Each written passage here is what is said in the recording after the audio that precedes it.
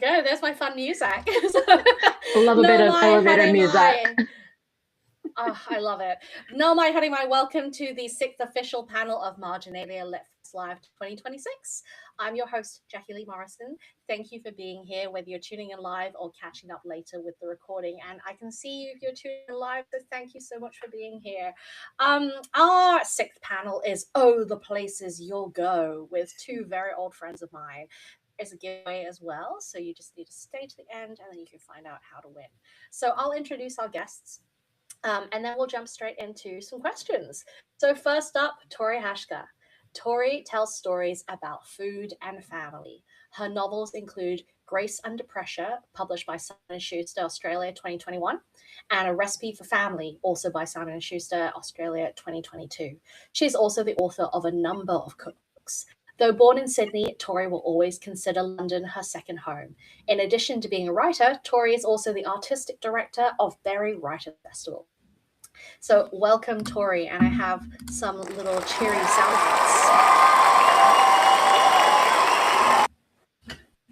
effects. You two both know me quite well, so you know I love cheesy stuff. Charmaine Mok, Charmaine Mok is our next guest. Charmaine is the Deputy Culture Editor at the South China Morning Post and the desk's food and wine specialist. She's been working in food media since 2007 and most memorably drank 50 coffees over 3 days in the name of research, which is very dedicated. She's devoted to telling unexpected stories of the dining scene in Asia and those who shape it, and is always in the mood for noodles and or a cheeky beverage. So welcome to Charmaine as well. Thank you, Jackie. Thank you both so much for being here. We only have an hour, so I'll call on you each to speak. But if you'd like to, please feel free to jump in. If there's anything that you want to talk about inside, or if you just like, Jackie, shut up. If you're watching live and you have any questions for the panel, please pop them in the comments as we go. I will go through them in the last 5-ish minutes of the session. So let's get started. And we will start at the beginning. Could you tell our audience a little bit about yourselves and how you started writing, and specifically writing about food? Tori, do you want to kick us off? Oh, yeah, sure.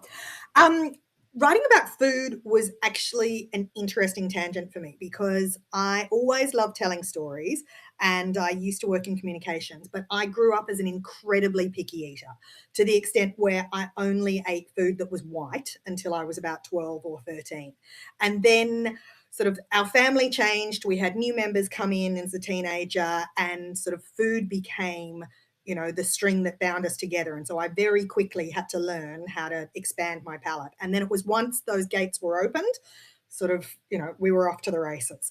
So food for me became a way of connecting people and bringing people together. And then just this endless source of curiosity whenever we traveled. It was always, when my husband and I were we had a long history of traveling together before we had kids. Every itinerary that we built was always built around what restaurants we were going to eat at, which street stalls we were going to track down and wait for hours to get to the front of. And we had even a quest for a few years of trying to eat at all of the top 10 San Pellegrino restaurants in the world. So, the things that you can do at a certain period of time in your life. So, we flew from Sydney to El Bulli because we got a booking there. And so it was that kind of, feast, appetite that fueled everything. And then I just started keeping a dossier of those eating experiences kind of, as evidence of a life well lived. So it was back in the days when blogs, the nascent days of blogs. And I remember seeing Julie and Julia. And when Julie, burst out and she goes, I could write a blog. I have thoughts, and in the hubris of my 20s, I was like, yeah, I have thoughts. So Eat Tori, the blog, was where all of my food writing found its original home. And then from there, it was a sort of slow journey from there to publication into cookbooks, and then from there to fiction. But really, it started with just an appetite and curiosity and a wanting to document, these incredible experiences that we were having. I love that. And I also think it's so interesting that you moved from food to fiction while also keeping food very much a part of the fiction. Yeah, it was. I love that. And that was after I published a couple of cookbooks, fiction became sort of a place of therapy for me. I had 2 small children. I wasn't able to travel the world the way that I used to. I was very much sort of caught in a sort of domestic cage, to a sense. And writing fiction was this outlet for me to be able to, process some very big feelings that I had about, what postnatal anxiety can look like, what parenting in an age of social media is, what role your female friends, play when community looks different to what you expected it would be. And so that's how Grace Under Pressure began. And I've always loved books that have had fiction and food melded together, whether it's from like Water for Chocolate or, even sort of the fiction work of Ruth Reichel. They've been sort of some of the books that I've turned to when I've needed a pep up. And so that was a genre that just felt like an easy sort of transition from food writing to me. And it's a very nice place to play. I love that. So Charmaine, how about you? Let's talk us through the journey. Tori, I love what you said about the food blogging era, because that was such a beautiful, wholesome era of food writing, of early food writing, or at least in like the kind of early 2010s or kind of late noughties. Yeah. So I basically, I grew up wanting to be more of an artist slash creative. And when I was younger, I told my parents, I want to be like Da Vinci. Anyways, so that didn't really work out. And I went to university after deciding to go into media and communications. And because I decided to go to London, where I did not know a single soul and didn't have a single family member over there, I grew up in Hong Kong. I was born in Canada, but grew up in Hong Kong. My dad and my mom are both amazing cooks. So I grew up very, very privileged and eating amazing food from when I was a baby. And I think they were really worried about me when I went off. They're like, are you going to be able to fend for yourself? Are you going to be able to cook? Are you going to eat anything except besides instant noodles? So what basically happened was, this was also the era of Flickr, of Twitter, RIP, and I basically started taking photos of my food before it was cool, and started just uploading food images to my Flickr account. And eventually it kind of moved over to a blog, which I called Tasty Treats. And it was where I would write about my little food adventures. And it was great because London is amazing for people who love food, I think. And I think the reputation that British food and the London food scene got at the time was a little bit unfair. I think that there was still so much amazing produce, especially like Tori, you mentioned working with Borough Market before, and that was like my happy place. I would just take photos of like squashes and raspberries and all the kind of berries and the seafood, and I would just post about it on my blog. And that actually helped me get in at Time Out London, because before I joined Time Out London, I actually did an internship at BBC Food. Susan, thank you for the opportunity. And it was amazing. I got to write about ingredients. I got to write about technique. I got to talk to chefs about their recipes. And then she introduced me to Guy Diamond, who was a food and drink editor at Time Out at the time. And we had a little meeting at a gelato shop. And he asked me, do you read Time Out? And I was like, no, because I was young and green and very, very stupid. So he actually told me back a few years later, like, I wasn't that impressed. But what actually changed it for him was that I had actually had a blog at the time, and I was just writing very free and very intensely. And I had written about the gelato shop that we had visited. And then apparently it got him thinking, okay, maybe she's a bit serious about food writing. So that kind of started my journey, and I'm really grateful for it. Oh, that's amazing. I will also say that back in the day when we were youngins in London, Borough Market was cool. Unfortunately, Borough Market now is not as cool as it was. It's a massive tourist trap now. But back in the day, Borough Market was so cool. I think also with Time Out London, I think probably one of the highlights of my chef career was when Time Out wrote a review about a place that I was working in at the time, but the review was actually about me. Oh, wow. And it was actually about the cakes that I was making for them. And it was especially satisfying because I'd just gotten fired. And then this review came out being like, these cakes are the best thing at this Amazing. place. And I was like, ha ha, you guys suck. Yeah, that was like a real That's nice bit of brilliant. karma for me. Yeah. Yeah. But yeah, I am London nothing food if not scene was vindictive. amazing. Yeah, It is I- amazing. 100%. Still. those years when we were all there, I think it really was such a golden time. It was a golden time for food. I think it was also a golden time for food writing on the internet, Yes. where it was very collegiate. Everybody was very supportive of each other. What was lovely is Yeah. that it wasn't all video-based content, so people were actually putting real effort into the words that they and the stories that were constructed. And I think it's easy to look back and everybody, has memes and jokes about, scroll to the bottom of a blog before you, for the long story until you get to the recipe. You're like, well, actually, like some of those stories were, for some of us, were really great. They had meaning. Yeah. Yeah. And it was really lovely the way that it was a rising tide. Everybody, there wasn't a sense of competitiveness. It was a community. Everybody supported each other. And it was just such a time of curiosity, I think, for online writing. I definitely It agree. was so wholesome. I think and I remember, sorry. Yeah. No, I remember please meeting go. so many people through it was just so innocent, I feel. I met so many great food bloggers through Twitter just by like hopping onto a thread and like putting my opinion out there. But I feel that nowadays it's just everything is so fraught with kind of like very combative views. Everyone just doesn't, as a little bit more kind of like, oh, I don't really want to engage with every single person that comments or engages with my content. Yeah. And it was, and I think also that, no, go on, Tori. Oh, I was just going to say the fact that it was words based rather than video content the entire time gave it a very different sort of level of access for it. I mean, none of us were the sort of personalities that really wanted to, be chatting to a camera the entire time. We were much happier, it was much friendlier for introverts. Oh, yes. You weren't a brand yet. It wasn't like all about, influencers and No. Yeah, Nobody it was very much about the voice. Tapping on strawberry cups. And I feel like as well, actually, Charmaine, I think you and I became friends through Twitter. I think that was how we first started to talk to each other. And then Tori, actually, we became friends because we both went to a crawfish event and we were sitting opposite each other.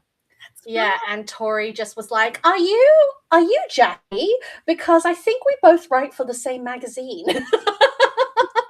And we ended up. Sorry, I just bashed my mic.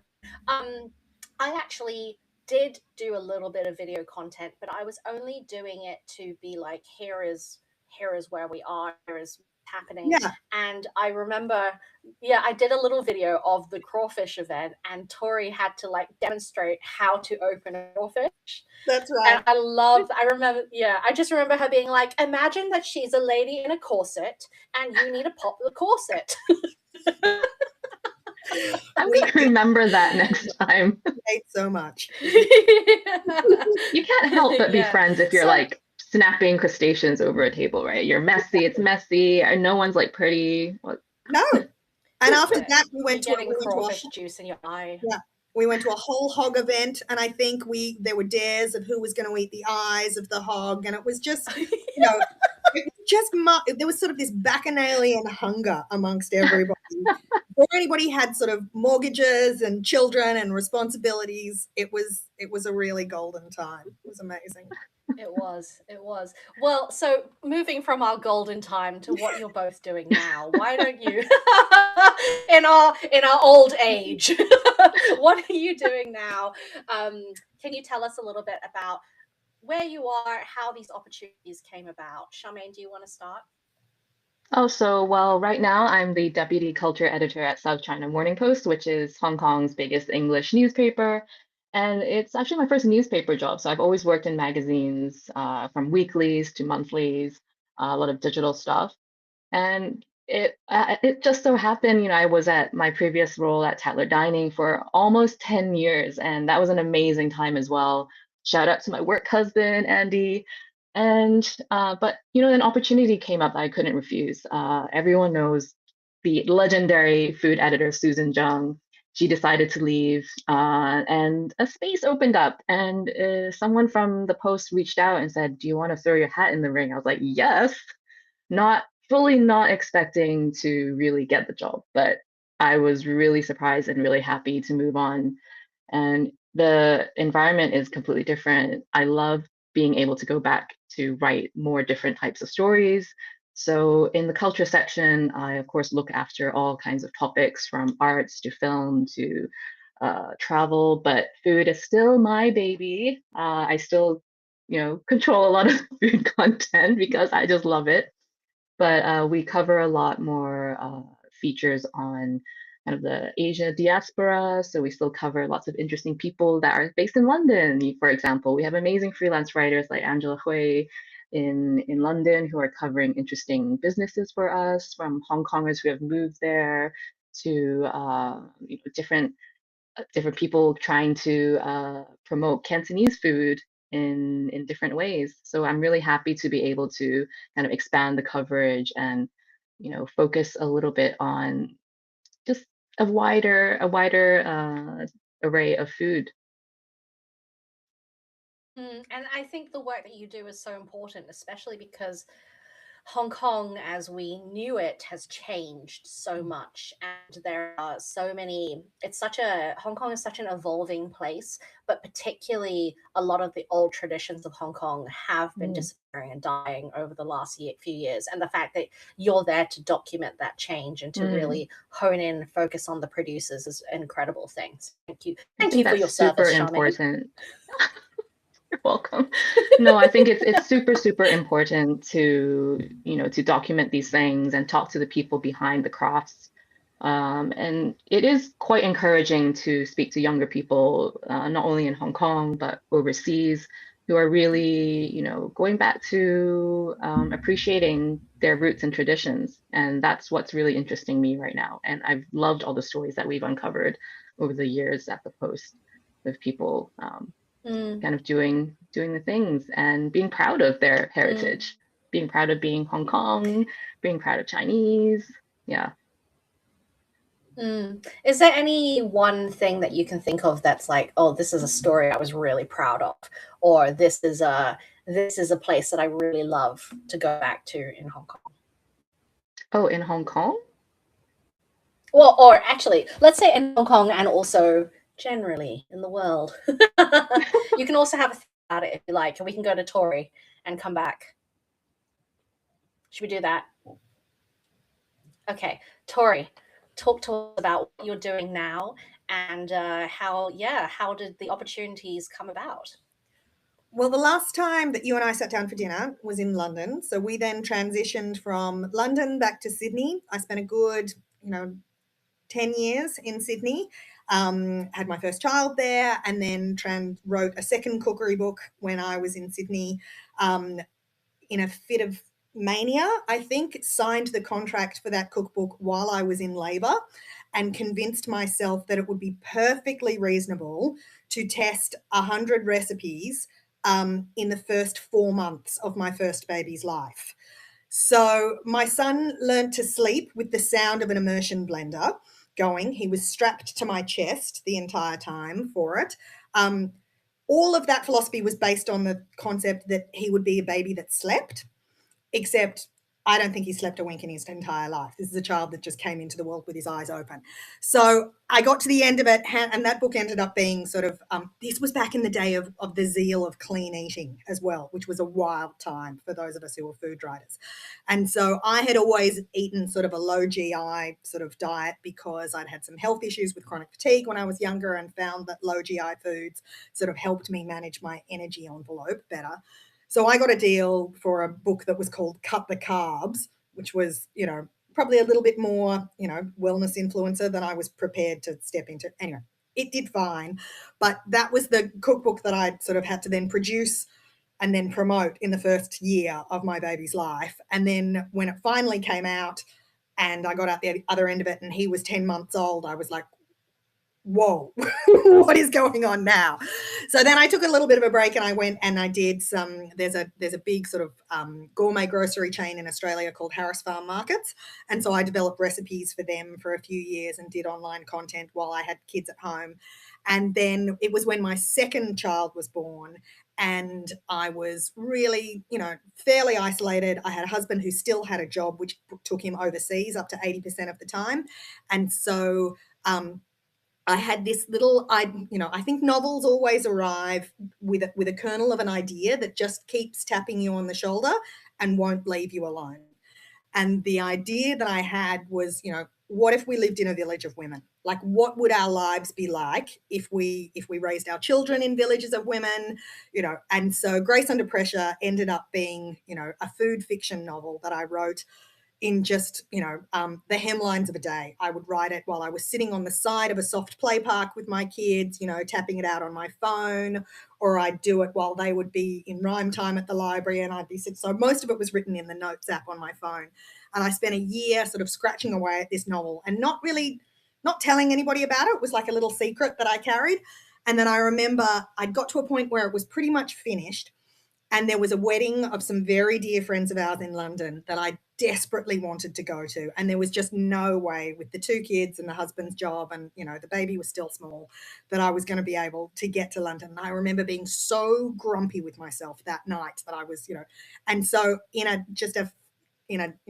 fit of ambition, I sent off a pitch to one of the biggest agents in Australia. And I was like, I've written this novel. This is the pitch. What if we lived in a village of women? This is who I am. This is the first 2 chapters. Threw down a glass of wine, just shut the laptop, went to sleep, and woke up the next morning to this email that arrived 2 hours later of her going, I love it. Please send me the entire thing. And so I was like, whoa, okay. So luckily the novel was pretty much done, sent it off to her. And then it was a very quick escalation process of, which I think can happen if a novel meets a moment in time. So this was pre-COVID. This was still when there was a lot of curiosity and cynicism about wellness culture, which the book interrogated a bit.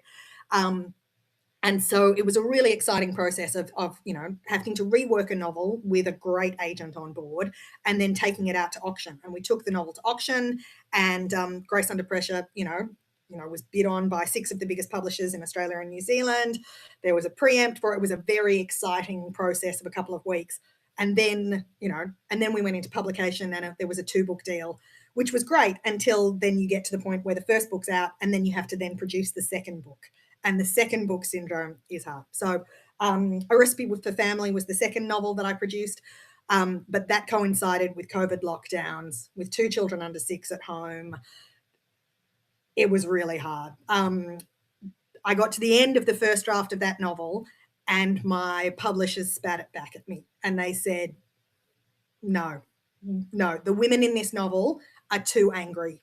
We're not going to publish it. And I was like, do you want to know why the women in this book are angry? I was like, because there's a whole bunch of us who are trying to work in lockdown and raise our children at the same time. And it's really, you're asking us to do 2 jobs at the same time and we're breaking and we can't do it. Anyway, so I then had to erase an entire character. There were 4 women's voices that were all braided together. One of them, who was the angriest, had to fall out, which meant that I had to, erase 37,000 words, rewrite the whole thing. But that was a really, interesting process in terms of what rewrite, like really tricky structural edits can look like. And then after that, I've been slowly chipping away on book number 3, and I've started moving into doing artistic direction of writers' festivals. And that is just such a fun place because, so the Berry Writers Festival, which is where I live in the regional New South Wales now, is sort of up and coming as one of the best regional writers' festivals in Australia. But it's like planning a dinner party. And I've realised that's why I love it, because the best things about great dinner parties is that it's not only the food, but it's bringing together the people who will make great conversation. So I feel like I've done a lot of the food and now I'm just curating weekends of amazing conversations, like you are this weekend, Jackie. Yeah, exactly. Yeah, wow, that was such a whirlwind of everything. And it's also really I'm like still digesting, like, oh my goodness, Tori, you've done so much.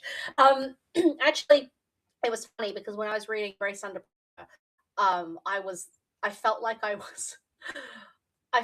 was reading you. I was reading about your experience. I was catching up with your life, Tori. Because I know that your husband has a job that takes him away a lot. And I know that, you know, I mentioned this earlier when we were off camera, but there's mention of this little white bunny that's underneath one of the kids' pillows, and the mother, for reasons, takes the kids, leaves, and ends up in the main character, well, the sort of the lead character, Grace's house. And she goes, "Oh no, I forgot the bunny, and he's not going to sleep without the bunny." And I was like, that's the bunny that I gave Tori. I gave Tori that bunny in London the very last time we had dinner together. And that's the bunny. And you know what? He's 13 and he still has that bunny. He still sleeps with that bunny, white bunny. Oh, I love that. I love that. It was a Jellycat bunny, and Yep. we all know Jellycat is a great brand, beautiful, beautiful, soft little brand. I will forever remember you, Tori, being in fancy RAC restaurant, and you were just like, "This bunny is so soft." Yeah, so it felt like I was catching up on your life, but obviously, you know, there is a line. It is fiction. It's drawn from experience, but it is fiction, and it is important to say that, because I think sometimes people read a book and they go, "Well, this is clearly this life," but it is fiction. So let's talk then a little bit about. I want to talk a little bit more about Berry Writers Festival. Can you give us a little plug about this, Tori? Can you tell us when's it happening? What's going on? So Berry is a bucolic sort of country town 2 hours south of Sydney. It's a very easy day trip for anybody internationally who ever wants to, see some of regional New South Wales. We're famous for our donut van. We have a fantastic, thriving food and wine scene down here. But it's also a great place for culture. So this year it'll be November 6th to 8th. We bring together sort of 60 of Australia's best authors for a weekend of conversations, some in wine bars, some in terrific restaurants, some that, are in our School of Arts for it. But, everybody from Xiang Lu, who wrote Ghost Cities, to Mark Fennell, who's the renowned podcaster and journalist, Peter Fitzsimons, Lisa Wilkinson, our ex-premier Bob Carr, who's written the most beautiful memoir about the loss of his wife. But curating a writers' festival is a bit like playing 3D chess, because you've got to make sure, as you know, Jackie, that you get a balance of voices, perspectives, whether you're covering, literary fiction and commercial fiction and then non-fiction topics, and that there is sort of a mosaic of perspectives in there, which is really interesting. I mean, writers' festivals in Australia have become a bit of a hot button topic in the last year or so. There's been quite a lot of controversy about authors that are invited, authors, what topics are included, the importance of freedom of speech. And for us, that's the corner. We're a completely independent writers' festival, supported by some very generous donors and patrons. And so we have a very broad tent. And so, and I think writers' festivals are one of the last few safe spaces where you can have open conversation and dialogue, and people's perspectives can be challenged in civil ways.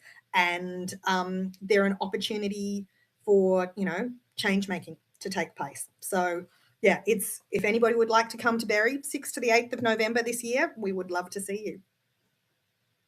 Thank you for that. Oh, it's such amazing. I have to say, I always sort of say that I accidentally fell into festival programming, because when I started this festival last year, it was because my book had gone on sub and I didn't have anything to do. And I was just like, I'm going to chat to some friends on Instagram Live and TikTok Live. And I was like, I'm going to plan 10 sessions with 30 odd people. So it just accidentally became a festival. And then I said this in an interview, but there was one outlet that was like, the inaugural literary festival. And I was like, oh no, that means I've got to do it again. That's the problem. You can't You can't go to too many people and tell them that you're starting something, because then they expect you to do it every year. But to be honest, I love it. I love doing it. And I like you say, I loved the analogy you had about like planning a dinner party. It is, I always used to love planning events where I could bring people together to get to know each other. At my wedding, I did that as well. I've seated people on tables who would like get together, like, you're all chefs, you can all sit at the same table. So yeah, that I love that. Now, let's talk a little bit about journeys around the world, since this is what this panel is kind of about. Tori, you were born in Sydney, you moved to London, then you moved back to Sydney, and now you're in Barrie. And Charmaine, you were born in Canada, grew up in Hong Kong, moved to London, and then came back to Hong Kong. So what really prompted the journeys around the globe? And is there anywhere in particular that you were like, this is my spiritual home, and wish you could have stayed there a little bit longer? Charmaine, what do you think? Charmaine, do you want to Shall start? I?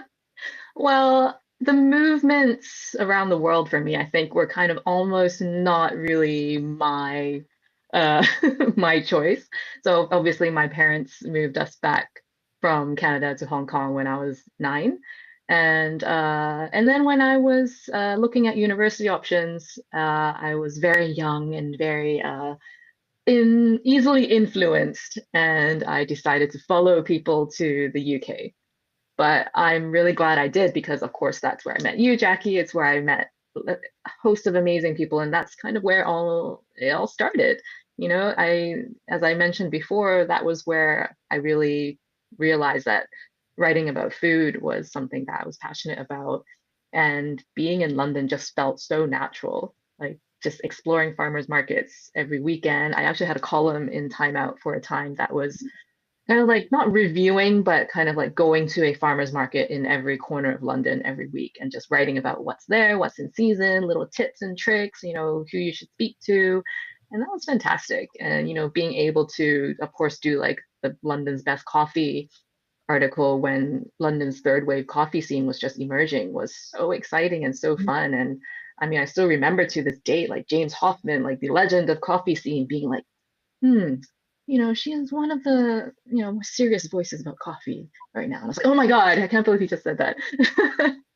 But London definitely made a great impression on me, and I do miss it a lot. I think that I do sometimes wonder, like, what would my life be like if I didn't leave London in 2012 and come back to Hong Kong, which again was down to circumstance and visas and all that stuff. So, you know, you can't really think coulda, shoulda, woulda, but you do wonder, oh, what would life be like? What would I be doing? Would it be different to what I'm doing now in Hong Kong? Just because the food scenes and the food writing scenes are a little bit different. But again, you know, grateful for where it has taken me in Hong Kong, because, oops, sorry, that's my cat meowing. And I think that when I was in London, I had lots of great opportunities to travel around. One of the most memorable press trips that I got sent on when I was in my early days at Time Out was to Colombia. And that, yeah, I was just, again, I was like in my early 20s, and I was like, yeah, cool. Yeah, Colombia, never been. Not fully understanding the history and the culture of the country, of Oh my course. God. Yeah, and I started reading Gabriel Garcia Marquez at the time, notes on a kidnapping, and I was like, okay, this is interesting. But I was still super excited, you know, in that way that you are when you're in your early 20s and you feel invincible. But of course, you know, the hosts were amazing, and I met a lot of incredible people. The food there is incredible. Like the fruits that we tried, I'm still obsessed with lulo, which is like this small little orange fruit that just has this amazing fragrance. And, you know, just being able to be in a place and be completely confronted with entirely new flavors and textures and fragrances is an opportunity that I will always treasure.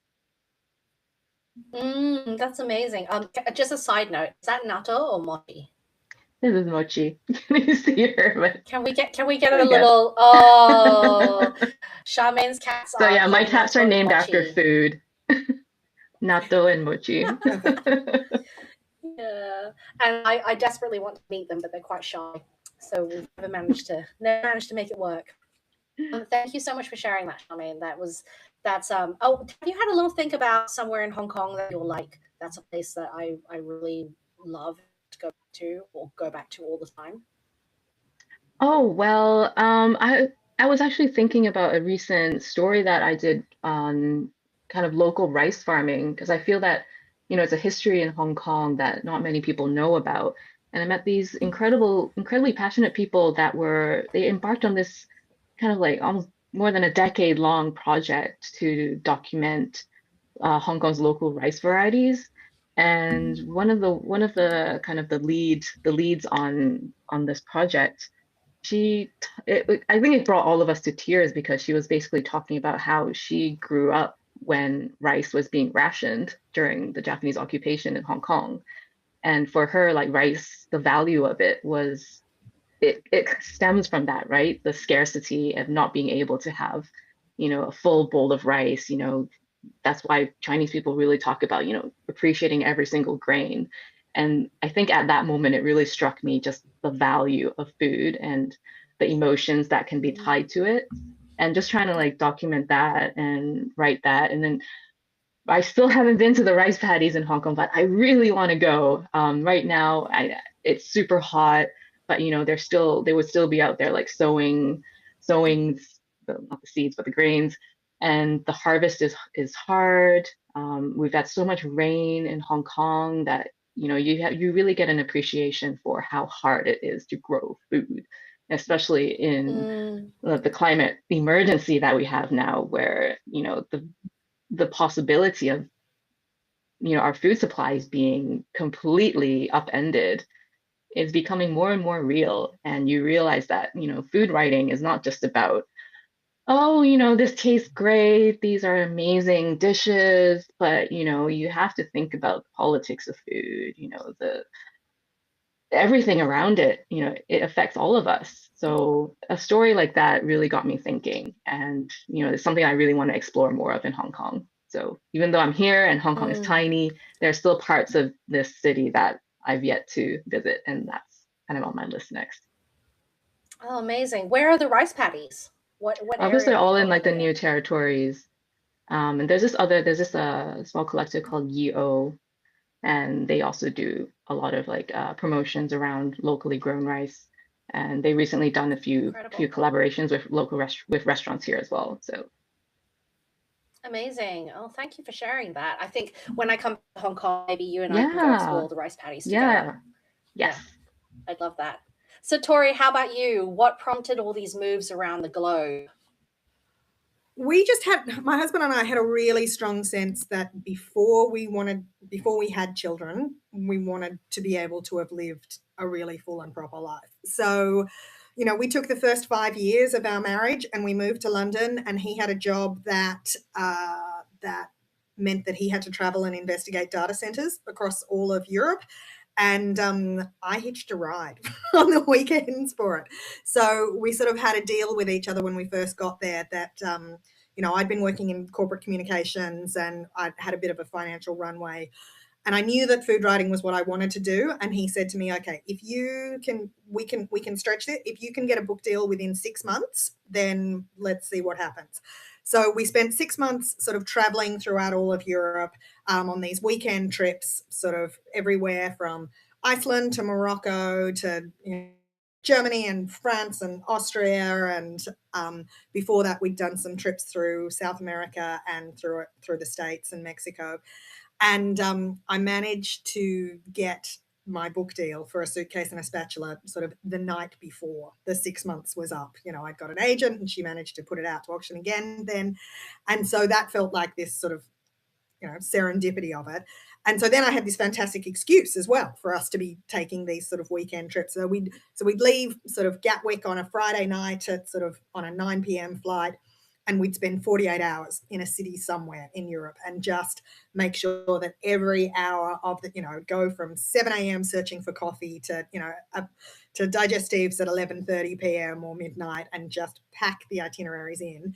And then it became a great way to then, that was the inspiration for the recipe production. So every place that we went to, I would then try and distill those what those flavors, those experiences, and the essences down to some kind of recipe. So whether it was, from Menton, I have this incredible memory of the smell of the roses that were in bloom there and the pink wine that we would be drinking.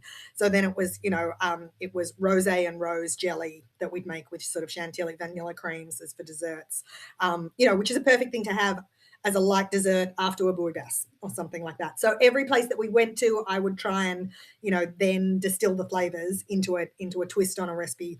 Black Forest strudels came from our time in the Black Forest, because we ate so much strudel, but we love Black Forest cake. And I was like, what if you mash the two of them together? So it was just this really fun sort of, thought experiment all the time of taking these memories and jumbling them up and then putting them back into a food product and then retesting the recipes. So we traveled around as much as we could, basically until biology caught up to us. And so I spent from week 8 of being pregnant with my son until sort of week 20 traveling through South America, and I think I vomited in every major landmark in South America.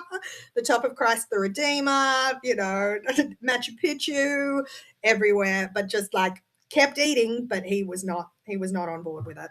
And then, at 34 weeks pregnant, we had to move back to Australia. So we had some family support and for visa reasons as well. And so, yeah. And I've got to say, re-entry was difficult to come back from that sort of life of, wanderlust to suddenly being in a small apartment with a small baby and walking around with a pram and recipe testing, health food recipes. It was an adjustment. And I'm so glad that we did that and we took, that chapter of our life with both hands. And, I'm kind of also looking forward to when the kids eventually leave home and then we'll get back to it. Amazing. So inspired. It's coming. Your oldest boy's 13. It's coming. Yeah. So let's talk a little bit about the bad times, the COVID times. Tori, I know that you had long COVID, and Charmaine, you work in a hospitality adjacent role. So when COVID rolled around, how did that change things for both of you? Tori, do you want to start? Oh, this feels like a therapy session. We were very lucky in Australia in the sense that COVID was, we weren't New York, we weren't Hong Kong. We were, and in Sydney was different to Melbourne. We had lockdowns, but they were not as extreme as other places. But, I think there is a convenient collective forgetting of particularly what women who had small children went through in order to preserve the health of everybody else. And I know it was the same in London. And there was an expectation that, because most of the caregiving, if we're being real, is done by women, that women who had jobs would be working from home and they would also be taking care of small children. And my eldest has got, fairly acute asthma. So he was definitely, we were very concerned about what the impact of the virus was going to be on him. And I had a book that was due on deadline. So I would wake up every morning at 3:30 and I would write from 3:30 until 6. And then I would try and work for another couple of hours in the middle of the day when my, kids would have screen time. We would do school for my son, my 4-year-old, would be doing painting or, whatever I could get her to do on the sidelines. And then I'd write again at night from, 8 p.m. to 11 p.m. And I think, the book got done, but it was certainly not ideal creative circumstances for it. And then when we did get sick, we, there's a percentage of the population who, COVID is not designed for, and our family is that. So all 3 of us got really, really badly affected by it. Yeah, it was awful. I thought we would die. Really. It was absolutely horrific. And then the long COVID kicked in for me very quickly afterwards, to the point where, I really lost 2 years from it, and with crushing migraines, with long periods of aphasia. And so if you're an author and you lose your words, it's a very strange sensation. I lost my sense of taste and smell for about 5 weeks, which was really unsettling. And I'm one of the lucky ones. Mine came back. I know there's a lot of people in the long COVID community who still have lost taste and smell. And for those of us who take so much pleasure from food in our lives, that's an incredibly unsettling experience. You know, and it's then brought on a whole suite of, you know, autoimmune conditions for myself and my daughter, you know, heart conditions that have come on, you know, that have been triggered by the virus. So we've had to really recalibrate the sort of life that we have. You know, I used to love traveling in tropical countries, and the heat, because of the heart condition that I now have, you know, just doesn't, you know, I really struggle in the heat for it. And it's been a really, I think it's a period of time which everybody wants to forget and conveniently, you know, would like to just like sweep under the rug. And for those people who COVID has a very long shadow, that's an unsettling experience because it's very minimizing. And it's sort of said, we don't want to talk about that and we don't want to know. But, you know, there's a significant portion of the population who have been affected by long COVID and will continue to be affected by long COVID. And so advocacy for that has become sort of, you know, an unintentional part of, you know, a lot of the work that I do. I spend a lot of time in long COVID support groups, helping other people find pathways because I've done so much treatment in the last few years. And then there's also a pediatric associated condition called PANS pandas, which my daughter ended up with after COVID. And so I spend a lot of my time doing advocacy for that because, you know, the impact, everybody thought that it wasn't going to affect the kids. Everybody was just like, it's fine. COVID doesn't affect children. And that was a very convenient assumption that has turned out to be untrue. So anyway, that's our COVID fairy tale there. Oh man, yeah, and because you are such all the time I've known you, you've been such an active person and such a go-getter, and I know that COVID really took it out of all of you. Charmaine, how about you? Because working against, sorry, alongside hospitality during COVID must have been a very interesting time for you as a food journalist.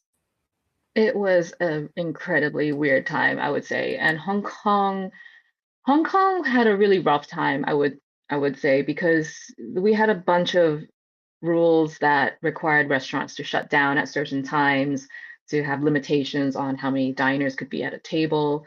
Some of them, you know, were bizarre, honestly. Like having a partition between a table meant that you could have more people on it. But besides that, the restaurant and bar industry really took a nosedive. You know, they weren't able to, you know, operate after 6 p.m. for a period of time. There were limitations to how many people could dine in. And then, of course, you had to be vaccinated to enter premises. And I think like mentally that took such a toll on everyone in the hospitality industry. And at that point, because I was working with Tatler and we do, you know, we do things, we write about restaurants and chefs, we hold an annual dining awards, we do restaurant reviews, we do a best restaurants guide. And honestly, like all of that just took a back seat. Like we felt that it just wasn't the time. It wasn't important to be like ranking people and restaurants. It was a time to rally together and really put like what influence we could to help the industry. And what we ended up doing was, you know, various things. We created a platform called United We Dine, and that was to encourage people to go support their local restaurants with a little bit of incentive to encourage people to go out more, to, you know, consume locally. Not that anyone could go anywhere in Hong Kong at the time. You know, there were really strict quarantine rules for people incoming from overseas. So lots of people just didn't travel. I didn't travel for 3 years. I was in Hong Kong for all of that time, dreaming about all the destinations I used to take for granted, but then at the same time being grateful that, you know, I was still healthy and still here. I was with my family. I adopted my cats, which were a lifeline for my sanity. But yeah, a lot of things were very interesting. Oh, actually, I'm going to grab something if I can find it. I love a prop. I wish but my place is so messy, I can't actually find it. Anyways, so God, where did I put it? So basically, Tori Chow and Janice Leung Hayes, we created a cookbook of recipes called Add Oil, because so add oil in Cantonese gayo is kind of like a term of encouragement just to get people to, don't lose hope, keep going. So we basically asked a lot of our favorite restaurants and bars to contribute recipes, and then we sold the books raise money to go back to each and every one of the contributors. And that really was something that we felt gave us a little bit of purpose in a time where everyone was navigating a very, very uncertain future. And I think it just gave everyone, you know, a little sense of community. But I think that the one thing that did come out of this COVID period was this enhanced sense of community. And it was really, really amazing to see people supporting each other. We did a lot of features on, you know, different chefs and hospitality workers banding together to help, you know, because Hong Kong can be a very, very competitive city. It's got like the most restaurants per square meter of like in the world, or one of the most densely populated. And, you know, it's tough to run a restaurant in Hong Kong. But during that time, everyone was very, very supportive of each other. And I think that was the main thing that came out of this very, very trying period of our lives. Absolutely. I remember when you did that cookbook, and I was so proud to see that you guys had like banded together, had beautiful photography as well that went along with it. Yeah, Tori did And all the photography. She's amazing. yeah, And it was just the support, right, that came from everyone who wanted to pitch Exactly. in, who wanted to like buy the book, who wanted to help distribute the book, who like, just wanted to just like help. It was incredible. Yeah. I did a similar thing in New Zealand, and the support was amazing. We sold it was an ebook, and we sold 10,000 copies.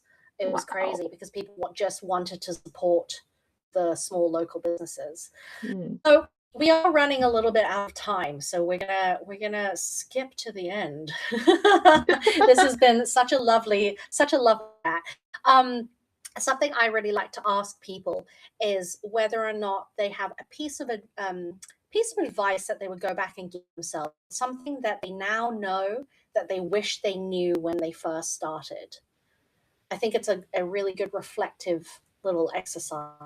Tori, have you got a little something that you want to share? Yeah, I think everything good that has ever happened in my career has come through other people. And so I think it is that sense that, you know, Charmaine, what you were talking about is that rising tides do lift all boats, and that, you know, that this is not a zero-sum game. There is enough of the pie to share, and that being able to support other people, share your knowledge, and connect other people is where the magic happens. You know, I would never have got my first agent if I hadn't invited a friend of a friend to a dinner party who I'd never met before. And she called and she said, you know, I've got a new girl that I'm seeing. Can I bring her tonight? And I was like, oh, can I stretch this portion? I was like, yeah, add another chair to the table. So I think my piece of advice would be always, if you can, add another chair to the table, because you never know where those people or those connections are going to lead you, what doors they're going to open. Yeah. And, you know, I always set myself a word for the year, and my word that I set for myself this year, just to remind myself again, is that it is connection, you know, and that offering to help, that reciprocity is so important.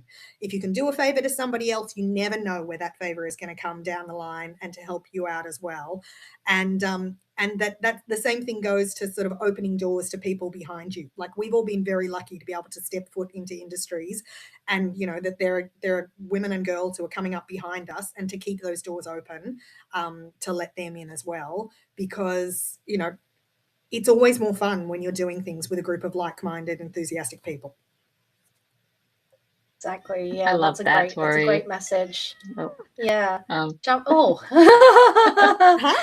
has advice for everyone. I don't You know. have some advice, Mochi? So I think her advice is speak your mind. Yeah. What do you have anything that you know now that you wish you'd known when you first started? Well, I think that it's so important to learn as much as possible. I feel that maybe, you know, sorry. Yes.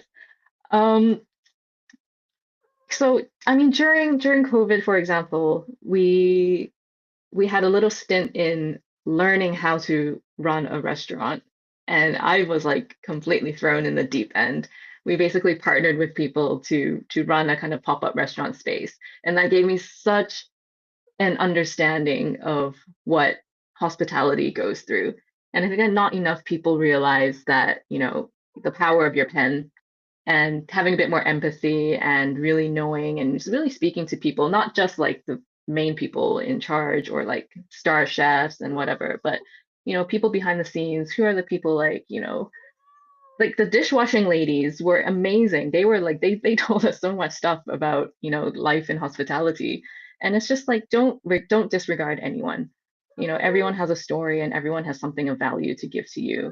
And I think that especially in a place like Hong Kong where stature and standing and social standing is still very much a thing.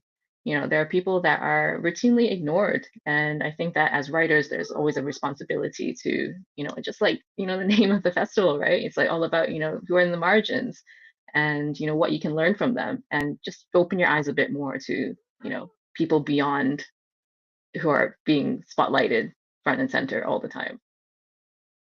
Yes, wonderful, great message. Well, we are going to have to wrap up, and I think Mochi is very happy about it because Mochi obviously wants some attention. So thank you again. Thank you again to Tori and Charmaine for joining me today. I'm going to pop their Instagram up on the screen. And Tori, do you want to tell people where they can find you and where your books are available? Oh, you're still muted. Instagram's where I hang out most of the time, too much. At Tori Haschka is me, and most of my books are still available at the Book Depository, which is, I think, probably one of the more ethical places to get hold of them. Great. I'm so sad they don't deliver to Hong Kong anymore. Oh. Charmaine, you are at Super Shahs on Instagram, and also you can check out all of Charmaine's articles on South China Morning Post. There's a little link there that's clickable. Yeah, and Tori is going to be giving away a copy of one of her books, a physical copy. So if you would like to win, just leave a comment below with your Instagram handle, say why you'd like to win in one sentence, and then I'll pick a winner and announce it on my Instagram, which is showing up on the screen now. It is at JaxleysLA. So make sure that you're following me over there. The next panel, and sorry, just before we go into that, this is a completely free festival. I do it for the pleasure and joy of my heart. However, if you would like to buy me a coffee, you can through my Ko-fi. So the link is there. You can buy me a coffee and help me with my mahi so that I can continue doing this kind of thing and being able to support others and uplift marginalized voices. So our next panel, and this one is going to be the last for the day, it is at 7:30 p.m. New Zealand tonight, and it is a live-only session. There is going to be no catch-up recording. So please join me for Pacifica Poetry Power Hour with Nafanua Purcell and Amber Asso right here. And thank you again to Tori and Charmaine. It's been so nice. It's just been like a lovely little catch-up chat. Thank you, Jackie, for bringing us together. Oh, my pleasure. And I will see you, Tori, next time I'm around the Sydney area, and Charmaine when I'm in Hong Kong probably next year. Please come back. Thanks so much. Okay, thank you. Thank Bye. you.